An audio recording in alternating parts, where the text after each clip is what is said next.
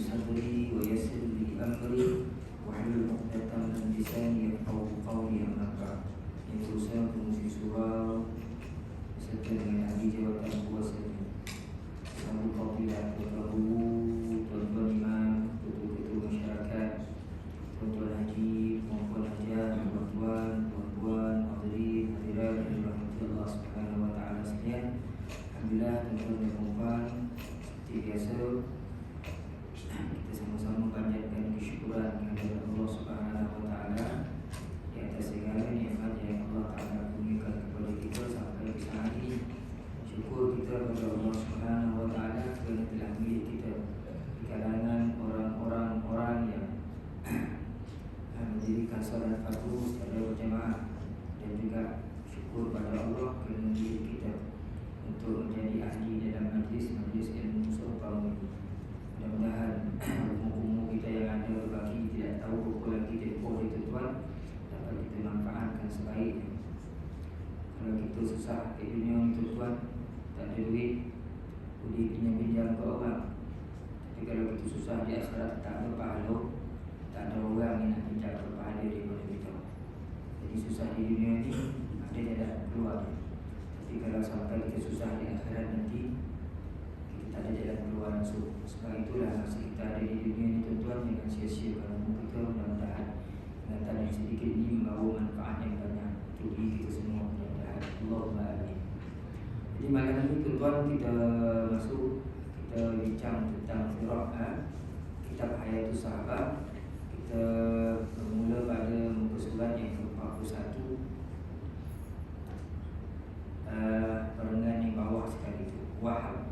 Maksudnya dalam tajuk Rasulullah dan para sahabatnya termaktub dalam kitab terdahulu. Kita cerita bahawa cerita Nabi dan para sahabat ini tertulis dalam kitab-kitab yang terdahulu.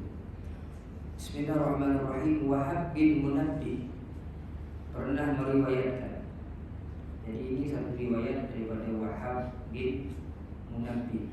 Siapa dia Wahab bin Munabbih? Wahab bin Munabbih ini salah seorang tabi'in. Dia lahir pada zaman pemerintahan Sayyidina Osman bin Affan di Yaman dalam tahun 34 Hijrah. Masa zaman Sayyidina Osman jadi khalifah, dia keturunan Parsi, Wahab bin Munabbih ini. Dan antara tiga orang yang hebat menceritakan kisah-kisah orang-orang dahulu kala dan kisah-kisah yang tercatat dalam kitab. Antara tiga orang terhebat, antaranya Abdullah bin Salam, Ka'bul Ahbar dan Wahab bin Munabbih. Jadi dia orang Parsi. Ayahnya berasal daripada Khurasan, seorang yang adil, seorang pemimpin, dan dia ahli dalam bidang hikayat. Cerita-cerita orang lama ni banyak Wahab bin Munabbih dia diriwayatkan. Kalau tuan buka kitab tafsir Qurtubi, dalam tu banyak riwayat daripada Wahab bin Munabbih. Cerita orang dulu-duluan ni dah tauqir dia ni antara orang yang hebat. Dia mahir dalam cerita-cerita sejarah-sejarah Israiliyat. Israiliyat itu tuan cerita-cerita orang dahulu. Nabi pernah pesan, kalau cerita Israiliyat ni betul tak betul, jangan kan, jangan salah. Israiliyat ni jangan jangan salah. Dengar apa yang lalu terima. Yang baik kita ambil, jadikan teladan. Dan kadang-kadang kita Israiliyat ni dia tujuannya, kata para ulama, tujuan dia tidak mengagungkan Nabi. Tapi kadang-kadang kita tu sampai jadi tak masuk akal. Sampai tak masuk akal pada fikiran manusia. Itu cerita-cerita Israiliyat lah. Kan cerita Israiliyat. Umpamanya masalah kisah Nabi Ayub ketika sakit, ular dah makan kaki makan masuk ni habis badan sampai ke lidah-lidah sampai ke badan hati dia tak makan ular ni, dia masih lagi begini. Pada semua tu badan makan dia boleh, apa yang tinggal lagi. Tapi Nabi Ayub masih hidup, lidah pun tak gigit ular, masih lagi berzikir. Itu banyak kisah kita Israiliyat lah, kan? Ini Wahab bin Munabbih banyak riwayat cerita-cerita macam ni, sejarah-sejarah dulu lah. Sehingga Mustafa Sadiq Ar-Rifa'i menyebutkan dalam kitab Tarikh Al-Adab, Tarikhul Adab An-Nabi, kata dia, kalau nak tahu cerita orang dulu-dulu, tengoklah ketiga orang, Abdullah bin Salam, Ka'bul Ahbar dan Wahab bin Munabbih. Jadi dia hebat Wahab bin Munabbih ni. Cerita dulu-dulu dia ingat. Ini dia riwayat. Kata dia apa? Allah telah berfirman kepada Nabi Daud alaihi salam dalam kitab Zabur sebagai berikut. Wahai Daud, sesungguhnya kelak akan datang sesudahmu seorang Nabi yang bernama Ahmad ataupun Muhammad, seorang Nabi yang jujur dan benar. Ahmad ke Muhammad ke Mahmud ke, Nabi itu banyak nama kan, sampai 1000 nama kata ulama kita. Sampai 1000 nama. Toha, Yasin, macam-macam lagi nama. Itu antara nama-nama yang masyhur. Allah Ta'ala berfirman kepada Nabi Daud dalam kitab Zabur, wahai Daud, sesungguhnya kelak akan datang sesudahmu seorang Nabi yang bernama Ahmad atau Muhammad, seorang Nabi yang jujur dan benar. Sehingga jujurnya Nabi itu dilantik menjadi hakim. Pada ketika itu dia belum lagi diutus sebagai Rasul, tapi orang nak percaya dengan dia, dengan Rasulullah ni. Sampai betul-betul kabilah boleh ambil lantik jadi hakim, sebab orang percaya pada Nabi itu. Untuk selesaikan masalah nak meletakkan batu Hajarul Aswad yang jatuh daripada tempat. Jujurnya Nabi dan benar, dan sebagai sayyid atau penghulu. Disebut Nabi itu sebagai sayyid atau penghulu. Jadi janganlah kita bising-bising ni, boleh ke tak boleh ni baca Sayyidina dalam sembahyang kan. Dah berpuluh-puluh tahun dah cerita tu, dah settle dah. Ni timbul baru cerita tu. Tak boleh baca Sayyidina dalam solat ni, bid'ah. Jadi tak tepat. Nabi pun sebut dalam hadis dia, Nabi sebut, Ana sayyidu waladi Adam, aku ini penghulu kepada anak-anak Adam. Nabi sebut macam tu. Nabi sendiri sebut, Ana sayyidu waladi Adam, aku ni penghulu kepada anak-anak Adam. Syekh Ibnu Abi Salam menyebutkan dia setuju, dia lebih memilih pendapat mengutamakan meletakkan Sayyidina. Ketika solat Allahumma salli ala Sayyidina tu, letak Sayyidina tu lebih kepada menunjukkan kita beradab kepada Rasulullah sallallahu alaihi wasallam. Itu pendapat daripada Syekh Ibnu Abi Salam dan juga Syekh Ibrahim Al-Bajuri. Sebab macam itu, dia pilih pendapat menambah Sayyidina itu lebih utama. Lebih utama. Jadi bukanlah kita pandai-pandai buat. Sahabat Nabi Abdullah bin Mas'ud pun dalam selawatnya ada menyebutkan Allahumma ja'al salawataka wa rahmataka wa barakatika ala sayyidil mursalin. Sayyid itu Sayyid itu dululah Sayyidina. Jadi Abdullah bin Abbas sudah sebut perkataan Sayyid ni. Jadi tak ada masalah lah kita nak sebut Sayyid ni. Kalau orang cakap jadi bid'ah, peduli ajalah, kita bacalah.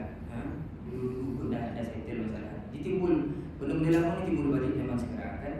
Jadi disebutkan di sini seorang sayyid atau penghulu, aku tidak akan marah kepadanya sedikit pun, dan dia pun juga tidak akan pernah membuat aku marah sedikit pun, dan aku telah ampunkan dia sebelum dia bermaksiat kepadaku. Nabi itu maksud. Allah Ta'ala kata Nabi tak pernah menyakitkan Allah, menyebabkan Allah Ta'ala murka, dan Allah pun tak murka pada dia. Dan Nabi itu maksud. Dan aku telah ampunkan dia sebelum dia bermaksiat kepadaku daripada segala dosanya yang terdahulu maupun yang terkemudian. Dan umatnya adalah umat yang dirahmati oleh Allah. Kita ni umat yang dirahmati oleh Allah. Untuk khairu ummatin ukhrijat linnas, kamu tu sebaik-baik umat yang dikeluarkan untuk manusia. Nabi bersebut dalam satu hadis diriwayatkan oleh Imam Ahmad, wa ju'ilat ummati khairul umam, umat aku ini dijadikan sebaik-baik umat. Kita umat yang dirahmati. Kalau kita baca pandangan-pandangan ulama dalam Quran, banyak menyatakan tentang kelebihan umat Muhammad ni, sehingga layak dia digelar sebagai umat yang dirahmati oleh Allah Subhanahu wa ta'ala. Memang nyamu umat Muhammad ni pendek-pendek. Nabi sebut antara 63 tahun ke 70 tahun ni Nabi sebut. Tapi walaupun dengan umur yang pendek, dia buat ibadat sikit, tapi ganjaran dia besar berbanding dengan umat-umat dahulu.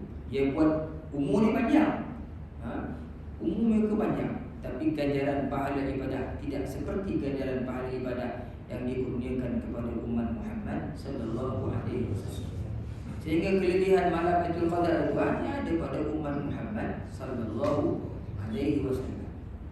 Umat Muhammad dan Nabi Muhammad pertama sekali masuk dalam syurga Allah Subhanahu wa taala. Umat dulu buat dosa terus dihapuskan. Umat Muhammad ini diberi masa keampunan. Faman taba min ba'di zulmihi wa aslah fa innallaha yatubu alaihi. Siapa yang menzalimi dirinya, siapa yang bertaubat selepas mana dia buat dosa menzalimi dirinya, maka sesungguhnya Allah Taala mengampuni. Kan jadi hebat umat Muhammad ini disebut dalam Zabur. Aku anugerahkan kepada mereka amalan yang sunnah seperti yang aku berikan kepada para nabi, dan aku fardukan kepada mereka amalan fardu seperti yang aku fardukan kepada para nabi dan para rasul, sehingga mereka bertemu dengan aku di hari kiamat. Kita beramal sama dengan nabi-nabi, rasul-rasul lain beramal. Kita beramal dengan amalan para nabi, para rasul, sehingga lah kita jumpa dengan Allah besok di hari kiamat.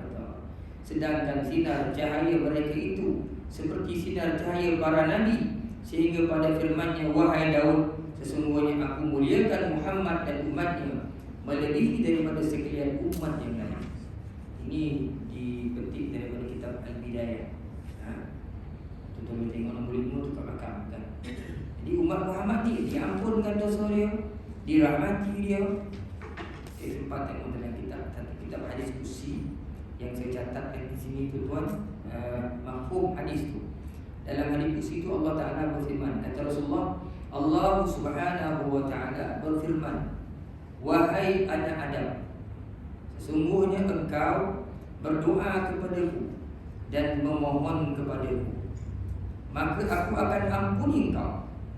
Aku tidak peduli berapa banyak dosa. Ini dalam hadis kursi Allah Taala sebut. Adam, umat Adam ni, kau datang, kau berdoa kepadaku, kau mohon, aku tak peduli banyak mana dosa. Yang mana pun kau datang ke aku, kau doa, datang, mohon aku. Wahai anak Adam, seandainya dosamu itu sebanyak awan di langit, kemudian engkau minta ampun kepadaku, nescaya akan aku ampuni engkau. Wahai anak Adam, sesungguhnya jika engkau datang kepadaku dengan kesalahan sepenuh bumi, kemudian engkau menemuiku dengan tidak menyentuhkan aku sedikit pun, maka aku akan temuimu dengan keampunan yang sepertinya. Yang mana Rasul dengan itulah keampunan. Jadi mana umat Muhammad ni, anak Adam ni tuan-tuan, dia banyak kelebihan. Allah tak ada sebut banyak mana pun dosa, sebanyak bumi, sepenuh bumi, sebanyak awan di langit, selagi nyamuk belum sampai ke Ghararah, selagi nyamuk belum sampai ke kerongkong ni, kita taubat, maka Allah Subhanahu wa taala akan terima taubat. Ini kelebihan yang diberikan kepada umat Muhammad kepada anak Adam. Disebut dalam kitab Zabur. Kemudian Abu Nu'aim meriwayatkan dalam kitab Al-Hilyah.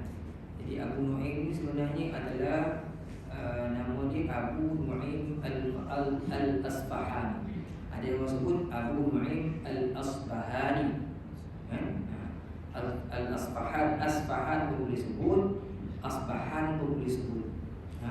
Dia lahir tahun 336 Hijrah, meninggal dunia tahun 430, 94 tahun umurnya. Seorang yang adil, yang hebat, Abu Nu'aim zaman dia, sehingga Ibnu Mardawi menyebutkan, tiap hari orang datang ke rumah Abu Nu'aim ni, Al-Asbahani, setiap hari orang datang ke rumah dia kerana nak baca hadis. Kerana Abu Nu'aim dia mahir dalam bidang hadis, dalam fiqh, dalam tasawuf, banyak bidang dia menguasai. Sehingga kata Ibnu Mardawi, tidak ada orang zaman tu yang sanadnya lebih baik, hafalannya lebih baik mengatasi Abu Nu'aim Al-Asfahan. Tak ada orang lebih, Pak. Setiap hari Umar itu orang akan baca hadis dari pagi sampai ke subuh. Kadang-kadang kelihatan ketika dia berjalan, orang ikut dia berjalan sampai baca hadis, dia semak hadis tu. Jalan. Dan dia tak pernah murut. Kalau wajar, dia sentiasa baik dengan ilmu. Sama ada dia baca ilmu atau dia menulis ilmu. Ini perangai Abu Nu'aim Al-Asbahan. Seorang yang hebat. Banyak gelaran dia. Orang gelar dia Al-Imam, orang gelar dia Al-Siqah. Siqah ni yang paling dipercayai. Orang gelar dia Al-Allamah. Allamah ni alim baik, tapi disebut Al-Allamah. Tu apa tu? Alim atau halim tu? Pecah kepala lah tu. Pecah kepala lah. Kalau Al-Allamah kan dah lah tu. Kan? Orang panggil dia Syekhul Islam. Seawal umur 6 tahun, guru dia dah bagi ijazah kat dia. Ini Abu Nu'aim Al-Asfahan, pengarang kitab Hilyatul Awliya. Tuan-tuan tengok ni, sama ni ilmu kat sini kan. Itu di kitab Hilyatul Awliya. Tuan-tuan tengok kitab tu. Dalam tu cerita tentang sejak zaman Nabi sampai zaman tabi'in. Ulama-ulama zaman tu dia boleh sarang. Zaman Nabi siapa turun sampai zaman tabi'in. Banyak cerita-cerita.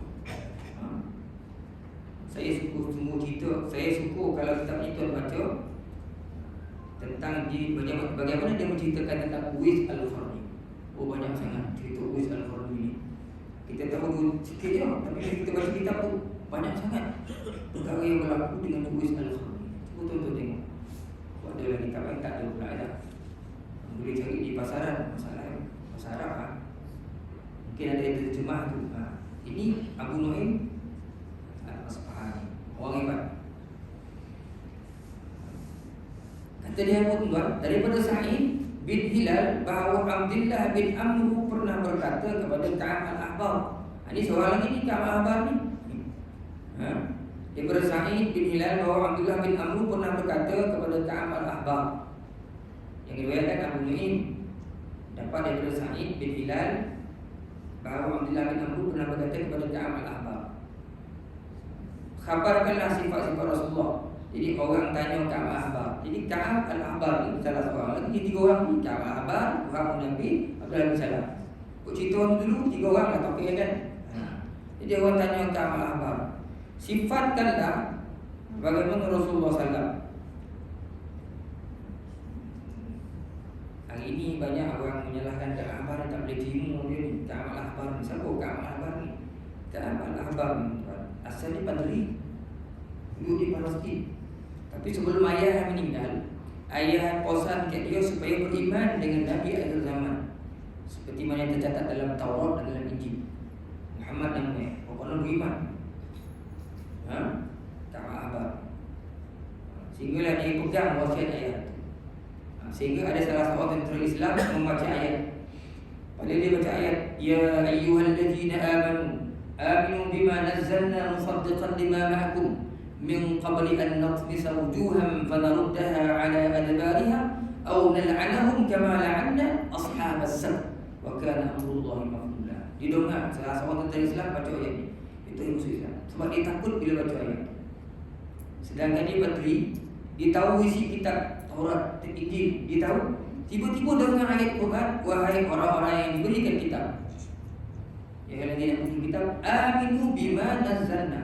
Janganlah kamu beriman dengan apa yang kami turunkan, yakni Quran. Musaddiqan lima ma'akum, di mana Quran itu membenarkan kitab-kitab yang ada pada kamu sekarang, Taurat. Kau pun tahu cerita, kitab itu turun dan kitab ini benarkan apa yang ada dalam Taurat. Wahai ahli kitab semua, kau kena beriman dengan Quran. Jadi tak apa dengar. Min qabli an natmisa wujuha, sebelum aku tukar muka ni. Fanaruddaha ala adbariha, kami alihkan muka ke depan pergi ke belakang nanti. Au nal'anahum kama la'anna ashabas sabt, atau kami laknat mereka ini seperti mana kami, kata Allah, pernah melaknat ashabus sabt. Ashabus sabt ni maknanya orang-orang Yahudi yang melanggar larangan hari Sabtu. Hari Sabtu Allah Ta'ala perintahkan jangan tangkap ikan hari Sabtu. Hari Sabtu itulah ikan mengalir-ngalir banyak. Jadi ada yang dogi-dogi pergi tangkap ikan. Jadi yang dogi-dogi ni tuan-tuan tengok dalam tafsir surah Baqarah kan. Walaqad alimtum alladziina i'tadaw minkum fis-sabti faqulna lahum kunu qiradatan khasi'in. Kamu telah tahu tentang orang yang melampaui batas pada hari Sabtu, maka kami sumpah dia jadi khinzir. Babi kata namanya kan. Jadi khinzir, babi dia tu. Jadi orang melanggar hari Sabtu ni, orang Yahudi ni, dia tangkap juga ikan. Padahal hari Sabtu Allah Ta'ala suruh beribadah, tak boleh langsung wajib. Mesti hari Sabtu beribadah. Jangan langgar. Ada di kalangan orang Yahudi yang melanggar larangan itu. Dia tak nak ibadah, dia pergi tangkap ikan hari Sabtu. Akhirnya Allah Ta'ala sumpah jadi khinzir, jadi babi. Kan tak tahu lah khinzir apa, jadi babi kan? Jadi Allah Ta'ala sebut ayat tu, sama ada kami tukar muka kau ataupun kami laknat seperti mana kami pernah melaknat orang-orang yang melanggar larangan hari Sabtu. Wa kana amrullahi maf'ula. Kehendak Allah ni, ayat Allah ni pasti akan berlaku. Kitaban Allah pasti akan berlaku. Bila dia dengar masuk Islam. Dan dia Islam pada zaman Sayyidina Umar, zaman Sayyidina Umar. Sayyidina Umar bawa dia ke Madinah, dengar cerita-cerita dia. Sayyidina Umar cerita hanya ni kita dulu suruh Kaabah cerita. Dia pun cerita. Ulama-ulama ini kata banyak riwayat daripada Kaab ni, Kaab al-Ahbar ni, tapi antaranya adalah kita kena tasdihkan, kena tengok balik sumber dia macam mana, kata ulama-ulama hari ni. Tapi dia memang mahir cerita orang dulu. Itu Kaab al-Ahbar. Ini cerita dia ni, orang tanya ni, kabarkanlah sifat-sifat Rasulullah SAW dan umatnya. Maka jawabnya, Kaab al-Ahbar jawab, seperti yang aku dapati dalam kitab Allah Taurat, sesungguhnya Ahmad dan umatnya adalah orang-orang yang selalu bertahmid kepada Allah, baik dalam keadaan senang maupun dalam keadaan susah. Ini cerita orang baik di kalangan umat Muhammad ni. Ramai yang bagi-bagi tapi dalam keadaan itu ramai umat Muhammad ni, kata dia, selalu bertahmid kepada Allah, baik dalam keadaan senang maupun dalam keadaan susah. Mereka itu sentiasa mengagungkan nama Allah pada setiap ada kejadian yang besar, dan mereka itu sentiasa bertasbih kepada Allah di setiap tempat. Dan apabila mereka sedang melakukan solat, maka sayup-sayup suara mereka itu terdengar di langit seperti dengungan lebah di atas batu. Ini kata Kaab al-Ahbar. Ini yang tercatat dalam kitab Taurat. Kata Kaab al-Ahbar, dalam Taurat ada cerita Muhammad dengan umat ni. Mereka ni bertahmid, susah, sonang. Mereka ni ada kejadian-kejadian susah, mereka akan sebut, mengagungkan nama-nama Allah. Kemudian kalau mereka solat, dengar berdengung sampai di langit tu sayup-sayup macam bunyi lebah. Itu kalau ikut Sayyidina Umar, kita solat ni, amin tu dia suruh kuih. Amin tu, supaya menggetarkan hati orang-orang yang bukan Islam apabila mendengar. Itu tercatat dalam kitab Bahrul Majid oleh Muhammad Isa At-Turmuzi. Sebut amin tu kuat, dan amin tu supaya menggetarkan hati orang-orang yang bukan Islam. Nampak kesatuan. Jadi amin tu kuat. Tak kira lah pendek ke panjang. Ini bergaduh lagi situ. Ustaz, amin tu 2 harakat kan? Taklah amin tu cerita amin. Itu bukan ayat dalam Fatihah pun. Nak panjang, nak pendek, pokok kau lah. Kau nak pendek, amin je lah. Kau nak panjang, amin. Yang pendek dia dah di awal lah, tak apa lah. Tak payahlah bergaduh pula. Sampai kadang-kadang kita jadi polis pula. Bergaduh cerita amin kan. Panjang ke pendek, berapa harakat tu. Itu antara kelemahan kita hari ni lah. Sibuk nak cerita berapa harakat kan. Amin ni tak sebut tak apa kan. Bukan wajib, sunat dia. Itulah dalam sunat bergaduh-gaduh lagi situ. Berapa nak sebut ni? 2 pek pun nama. Itulah hari ni kita kelemahan kita suka main berdua kecil-kecil kan. Macam Sayyidina Umar, ada orang datang dari datang dari jauh tanya tentang darah nyamuk. Sah tak sembahyang ni? Lampang ada Sayyidina Umar. Kau orang kita puasa banyak ni, kau kita juga jaga darah nyamuk, sah tak sah. Nak dilempang di Sayyidina Umar kan. Jadi ada banyak benda besar yang kita perlu bincangkan. Kenapa kita nak bincangkan perkara kecil-kecil kan? Bincangkan amin, harapkan bincangkan Ada dalil mengatakan yang ajar tu boleh beramai di madam. Bincangkan talqin tak payah baca, kau nak baca ke tak baca. Bincangkan boleh kau baca Yasin dalam Jumaat ini bid'ah. Ini semua bodoh-bodoh ni tak payah bincang, tak apa. Ada bodoh besar lagi macam. Dan bincangkan kenapa orang Islam ni tak bersatu, itu perkara besar. Kenapa banyak nak kumpulan, itu perkara besar. Fikirlah macam mana satu orang Islam. Di masing-masing ada kepala sendiri. Sehingga kita jadi patah, jadi kecil. Itu patut bincang. Janganlah bincang bodoh-bodoh kecil. Nak talqin tadi. Ni nak talqin tadi cerita ni, itu bergaduh. Imam tu lah, imam sahabat tu tak payah ikut dah. Ada grup lah, grup Bilal dengan grup imam. Bukan kat sini kita tak lagi. Ni poti sama punya pun bumbang air naik pergi utut tadi. Air naik utut tadi. Imam masih lagi. Anda ni datang nanti dua malaikat, janganlah kau takut. Orang nak risau ni tak takut. Orang kata takut kat bawah tu. Imam kata banyak orang jangan takut. Kalau datang dua malaikat, jawablah dengan ni. Orang entah tu lagi takut lagi. Pati bang, kau kembali kan tinggal imam seorang tu. Imam itu agak-agak lah kan. Kau dah jam tu keadaan ni, saya berada, saya pun jadi risau. Kalau sama di pagi ni dengan imam kira mati sini. Kau jam tu keadaan ni dah bayu, orang pun balik lah. Tak dengar kau wajib yo. Bukan wajib pun. Jadi bila masuk dalam keadaan tuan yang baca lah, kalau kita dalam keadaan kan tak baca kan. Jadi lain pula. Jadi orang semua baca, kita tak baca. Jadi fitnah tu. Kan? Di bila keadaan yang mendosak macam tu, tak payah banyak-banyak. Talqin tu lah pendek-pendek lah. Diikut itu skema tu. Tak habis lagi lah. Tak habis lagi. Sudah orang balik, tinggallah imam dengan siap Bilal situ. Si baik tak panah di kau tidak ada dah kalau kau lah mandi dengan imam dengan Bilal yang siap lah. Panah di poti gitu. Jadi kita kan pandai-pandai. Bila kita tahu hukum tu, kita pandai sesuai yang keadaan. Tapi hari ini kita ni orang baca talqin, kita baca talqin banyak kebaikannya. Tak ada masalah kan. Jadi Umat Muhammad tu macam tu lah keadaan ni. Betul dia cakap ni semayang bodoh-bodoh. Mereka itu apabila berbaring dalam solat, seperti barisnya para malaikat, dan mereka itu berbaring dalam medan perang seperti ketika mereka dalam keadaan solat. Dalam medan perang macam solat. Apabila mereka itu sedang berperang di jalan Allah, maka para malaikat akan hadir di hadapan dan di belakang mereka dengan tombak yang kuat. Ini benar kan? Ini cerita dalam Taurat. Tapi dalam perang Badar, tengok bagaimana Imam Qurtubi menceritakan dalam perang Badar, berapa banyak malaikat turun, 1,000-3,000 turun membantu umat Islam yang jumlahnya hanya 313. Sehingga dalam tafsir At-Tabari, Qurtubi menyebutkan ada di kalangan sahabat-sahabat Nabi yang baru mengangkat pedang nak potong, dan jatuh ke bawah. Angkat jatuh kepala walai yang potong dulu. Dan dilihat pada leher-leher kesan tetakan libasan pedang tu yang memutuskan leher-leher orang musyrik Mekah. Kelihatannya bukan tetakan pedang biasa, bahkan luka itu macam ada kesan terbakar. Kesan terbakar macam kena api. Itu disebut dalam sebahagian tafsir.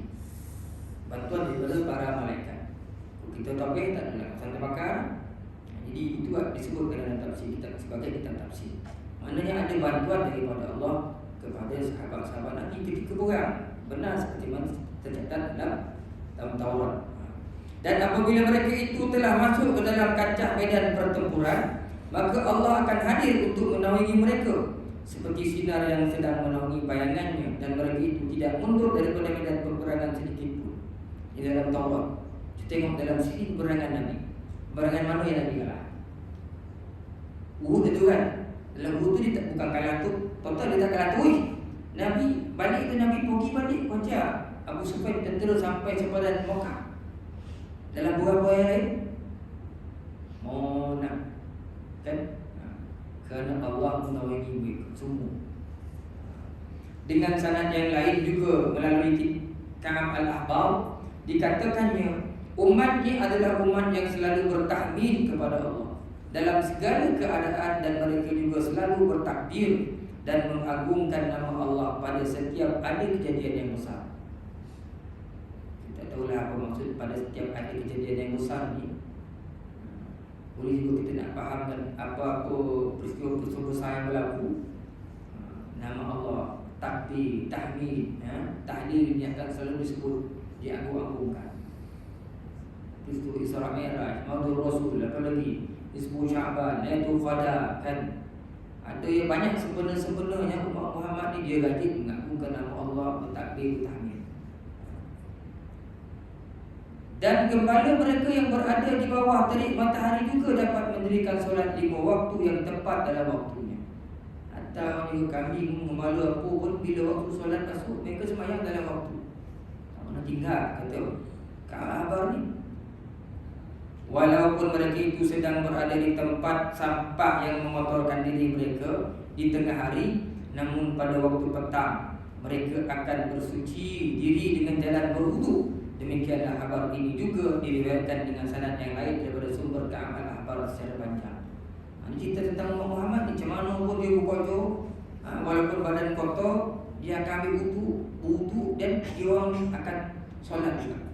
Kata Ka'ab dalam Taurat, kata dia menceritakan tentang umat Muhammad sallallahu alaihi wasallam. Itu kan banyak kelebihan Rasulullah dan umatnya ini. Ini yang disebut dalam Taurat. Itulah kabar beriman dia, masuk Islam dia di hadapan Sayyidina Umar. Itu kabar. Okey, kita tengok pula tuan sikit kepribadian dan keluhuran Rasulullah sallallahu alaihi wasallam. Nabi kita diriwayatkan oleh Ya'qub bin Al-Fasawi daripada Hasan bin Ali radhiyallahu anhu, dia berkata, pernah aku tanyakan kepada bapa saudaraku yang bernama Hindun bin Abi Halal, kerana dia adalah seorang yang pandai sekali dalam mensifatkan mengenai pribadi Rasulullah sallallahu alaihi wasallam, dan aku sangat gembira sekali mendengarkan sifat Nabi untuk aku jadikan bahan ingatan. Tengok sini kan. Maka katanya, ini cerita ni bentuk fizikal Nabi ni sallallahu alaihi wasallam ni.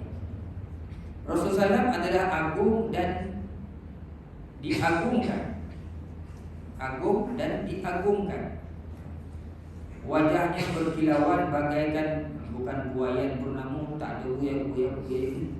Bulan purnama. Kalau orang mimpi dia pun nak kita tengok macam mana wajah Rasulullah sallallahu alaihi wasallam.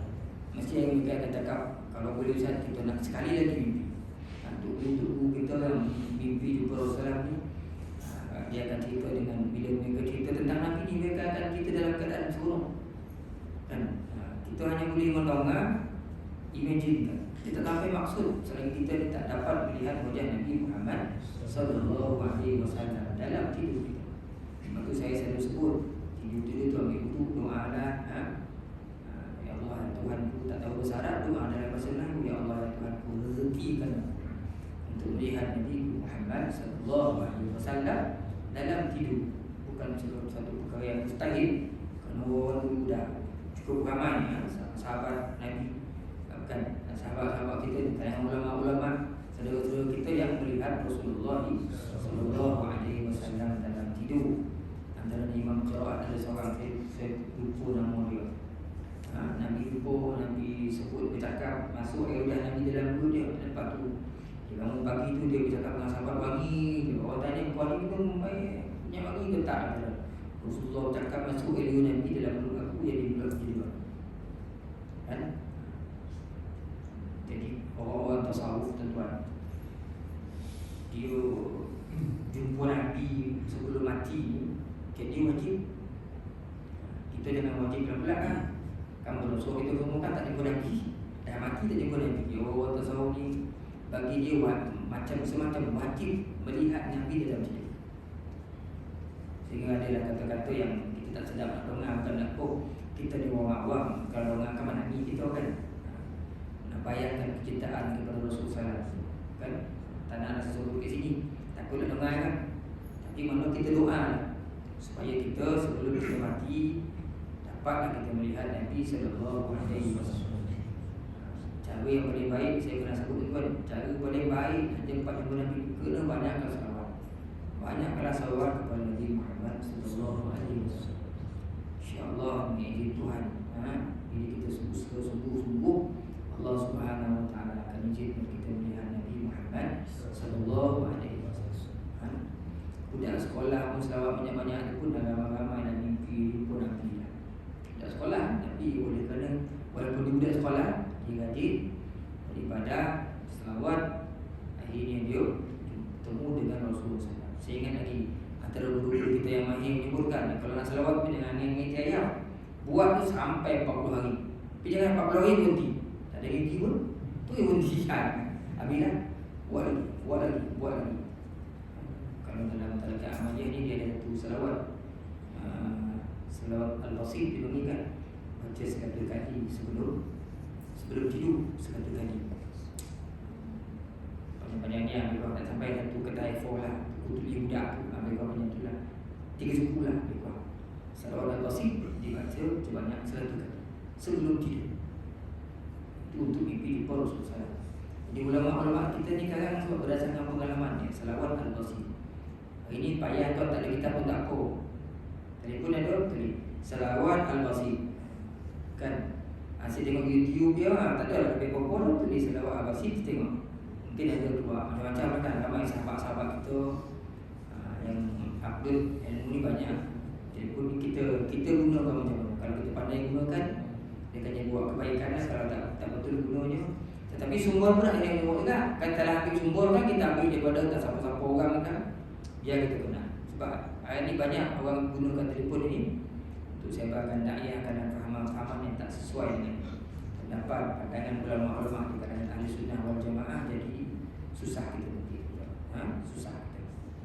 Jadi disebutkan di sini wajah dia berkilau macam lampu-lampu, tinggi cukup, tidak pendek dan tidak terlalu banyak. Kata Nabi banyak kan, Nabi kalau jalan dengan orang tinggi, Nabi tak jadi orang rendah. Tak rendah pada orang tu. Kalau Nabi jalan dengan orang rendah, tak nampak Nabi tinggi pada orang. Memawi kepada Nabi ni. Kalau lihat Rasulullah sallallahu alaihi wasallam. Dadanya lebar, bidang. Nabi ni bidang pada. Rambutnya selalu kemas dan terbelah di tengahnya. Hari ni kalau kita pulang tengah lelaki pada belaan. Nabi pun pulang tengah. Hari ni kalau kita pulang tengah di sekolah, pulang tengah kamu. Siapa belaan? Orang perempuan belaan. Sebab bagi dia orang perempuan yang pulang tengah ni, orang lelaki kena pulang tepi dia, ataupun tarik ke belakang. Nabi pun pulang tengah kan. Panjang rambutnya sampai pada hujung telinganya dan berambut lebat. Ini yang rambut panjang sampai sini, sampai tengkuk kan. Saya dah sebut dulu sebab bila zaman dulu dia selalu orang. Jadi rambut panjang-panjang ni untuk menahan tekakan pedang. Rambut Arab ni kan, dia tebal-tebal, dia ni kono tengkuk ni, kono pedang ni dia tak makan. Dia lari, dia terpeluncih lah. Selamatlah tengkuk ni. Jadi ada lah alasan Nabi dia sahabat-sahabat rambut banyak. Anak-anak kita baru ni pun banyak di sekolah. Kenapa ni? Sunnah dia. Nabi pun banyak. Kita doakan hati-hati je. Pada orang yang siapa pula tanya dia. Nak orang yang ustaz je. Kalau ustaz libas botannya tak penuh tengkuk. Ustaz mana pula yang salim sampai nak libas tengkuk nak beri. Kan anak kita ni pandai je kan? Pandai. Kan di marah hari tu dia protes dia botak. Kenapa botak ni? Ramai botak dalam dia tu. Sunnah. Sederhana tak ada ustaz. Sederhana tak ada. Dia botak dan panjang kan dia. Kita pun Allah budak ini mencucuk dia tak. Susah kita nak jawab kan. Ini saat ni pattern ni ikut disiplin ni sederhana tu dia. Dia nak pendek, botak atau panjang. Itu baru sunnah kata dia. Kita pun sadarlah. Dah ini curi melawan kan. Aduh alasan. Kemudian rambutnya selalu kemas dan terbelah di tengahnya, panjang rambutnya sampai pada ujung telinganya dan berambut lebat. Mukanya bergabung menjadi satu di antara kedua bulu keningnya itu ada urat yang dapat dilihat. Ini ada urat.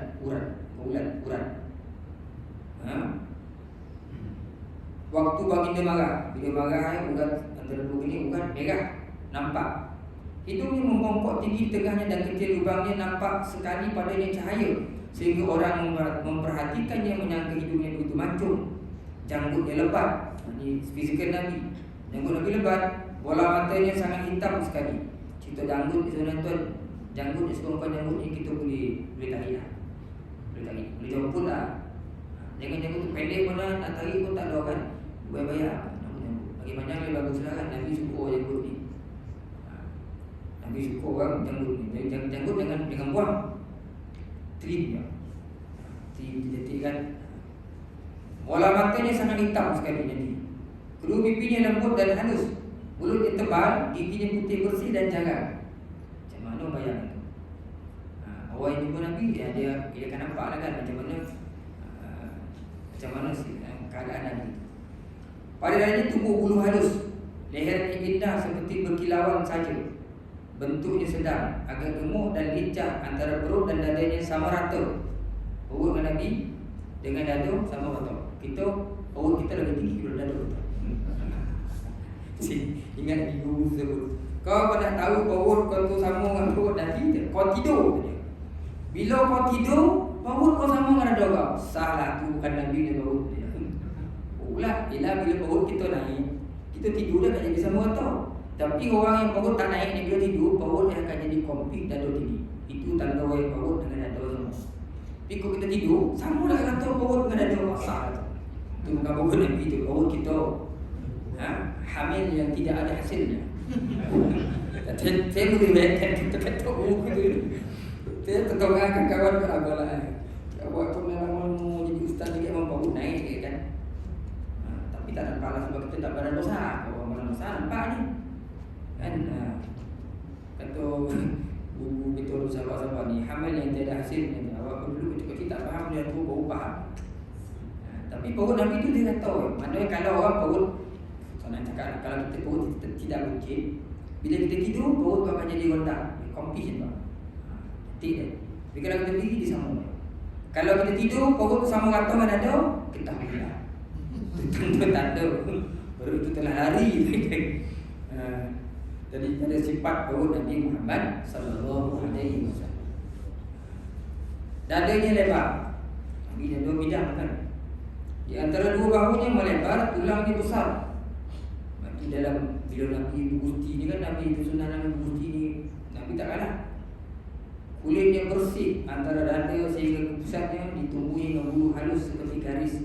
Antara dada Nabi ada bulu-bulu halus ya. Hadis dia tidak kasar tuan. Dalam Syama'il tersebut ada yang sebut, banyak riwayat kan, ada kata tak ada bulu langsung, ada kata halus panjang berada sampai ke perut. Pada kedua perbuatan tersebut ni, dan pada perutnya tidak ada bulu. Sedangkan pada kedua hastanya dan kedua bahunya dan pada dadanya itu bulu. Sebenarnya riwayat Nabi ni banyak. Saya ada jumpa satu siapa nama pengarang kitab daripada Pakistan tu. Kalau kita baca, saya pula dia punya riwayat kan, masing-masing riwayat, macam-macam riwayat tentang Nabi. Cukup banyak orang meriwayatkan tentang Nabi SAW. Yang pastinya Nabi itu memang bidang. Dada dia bidang, badan dia gagah, tegap. Itu Rasulullah sallallahu alaihi wasallam. Lengannya panjang, tapaknya lebar, halus tulang. Jari tapak kedua tangan dan kakinya tebal berisi daging. Panjang hujung jarinya, rongga tapak kakinya tidak terkena tanah apabila baginda sedang berjalan. Bukan Nabi berjalan pun macam tak ada kesan. Tunggangan yang Nabi naik pun duduk di antara kelebihan-kelebihan Nabi. Bila Nabi naik unta atau kuda pun tak meninggalkan jejak. Macam Nabi tak tu, engan Nabi. Bukan Nabi jalan, kuda yang Nabi naik, unta Nabi tidak meninggalkan kesan. Tapak tak ada kesan, tapak kakinya. Kedua tapak kakinya lembut dan licin, tidak ada lipatan dan kerutan. Apabila sedang berjalan, derapan kaki itu terangkat tinggi, seolah-olah jalannya ringan. Kakinya terangkat namun tidak seperti jalannya orang yang sombong. Jalannya tunduk dan menunjukkan kehebatan. Apabila berjalan, maka jalannya agak sepatut bagaikan baginda turun daripada tempat yang tinggi. Apabila menoleh, maka baginda menolehkan seluruh badan. Nabi jalan tu Nabi pandang ke bawah. Matanya selalu tertunduk ke bawah dan pandangannya sentiasa memperhatikan sesuatu itu dengan sungguh-sungguh. Selalu berjalan dengan para sahabatnya dan selalu memulai dengan salam apabila baginda bertemu dengan sesiapa. Ini dalam riwayat banyak kan. Tidak ada orang ni, orang berebut nak bagi salam kan, tapi selalu Nabi lah yang bagi salam kan. Senormal kan, duduk bagi batu kan. Yang kali ni yang aku nak bagi salam ke Rasulullah ni, memang aku dapat ni. Dia berhasil dah aku. Nabi selalu dah bagi salam kau. Sahabat-sahabat nak jumpa lagi nak bagi salam pun Nabi dah bagi salam. Baru asdakum kan. Mana lihat juga Nabi sallallahu alaihi wasallam. Jadi apa yang berlaku dalam sirah Nabi ni sebenarnya semuanya adalah merupakan pengajaran untuk kita. Kan kita lah kalau bagi salam pada orang, banyakkan beri salam kepada orang, kita mendoakan orang, nanti orang akan mendoakan kita. Kalau kita kutuk orang akan mengutuk kita. Jadi Nabi selalu bagi salam dan Nabi selalu didoakan oleh para sahabat. Ini yang berlaku dalam hidup Nabi Muhammad sallallahu alaihi wasallam. Salam ni pula orang yang tikar, orang jalan kaki dia beri salam ke orang. Tak betul kan, orang yang sikit beri salam ke orang ramai. Tapi nak beri salam ni kalau tengok-tengok tempat lah, kita dah bahaskan dulu. Jangan beri salam ketika mana orang sibuk-sibuk. Orang tengah makan, kita beri salam. Assalamualaikum, ni mulut penuh ni kambing panjang, orang nak jauh, orang. Situ tak sunat kita beri salam. Kan? Tengah ngaji ni, tengah belajar, masuk orang. Assalamualaikum. Tengah belajar, tengah ngaji ni, jadi ada tempat-tempat yang kita tidak sunat kita beri salam lah. Kan? Jadi ini di antara kepribadian dan keluhuran Rasulullah sallallahu alaihi wasallam. Jadi babnya agak panjang tuan-tuan, kita akan tengok lagi sedikit, nanti banyak lagi ni kisah-kisah yang berkaitan dengan Nabi Muhammad sallallahu alaihi wasallam itu dari kita baca dan kita bahaskan. Insya-Allah panjang umur tuan, rezeki, kita akan sambung lagi. Ada banyak kata-kata orang-orang yang dahulu kan tentang keluhuran kepribadian sifat Nabi Muhammad sallallahu alaihi wasallam. Kita akan sambung pada minggu depan. Aku berhazar. Assalamualaikum warahmatullahi wabarakatuh.